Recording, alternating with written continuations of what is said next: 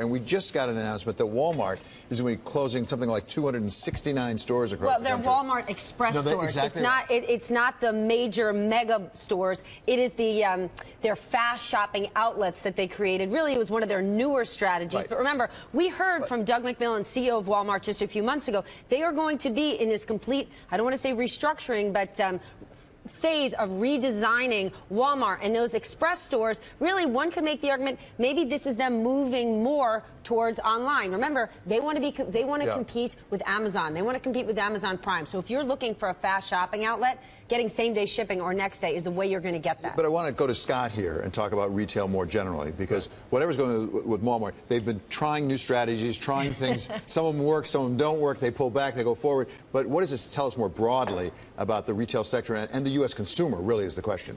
What's interesting, I think retail is caught in two things, and we saw that in the numbers today. On one side, you have strong wage growth, you've got strong employment growth. You see, more people working, more people wanting to buy things.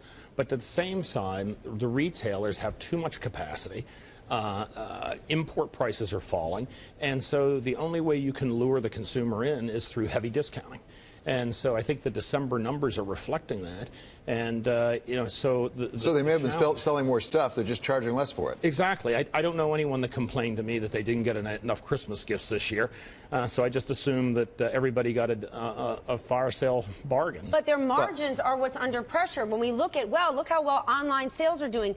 Online sales are doing well. People now can price shop. They can compare prices while they're standing in a Walmart or a Best Buy and get the lowest price. Those prices are going down. Good for consumers who continue to get more stuff. Bad for these retailers. I think there's a really big point, and we really need to push back against the consensus view that existed for a full 12 months. That was the weakest year for retail sales for the US since 2009. And every single economist, almost every single economist that would come on a program like this would say $30 crude, I'm going long the consumer, I'm going long US retail sales. How long, Scott, do these guys have to be wrong before we put our hands up and say, maybe something else is going on here?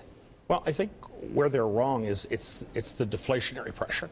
I don't think it's units of sales. Look at car sales last year. I love this point. Car sales set a record, but prices aren't going anywhere. They're going down, and as Stephanie was saying, it's putting huge pressure on margins, and I think retailing is a tough business to operate in when you have heavy discounting and so much competition, especially online. It's Black Friday all year long. There used to be a time when the only true sale day was the day after Christmas. People don't even consider that anymore, and we've yet to see the numbers that actually say units sold. I'd like to see how many units has Macy's sold or Target sold or Walmart. Those numbers are going to be massive. It's the margin that isn't.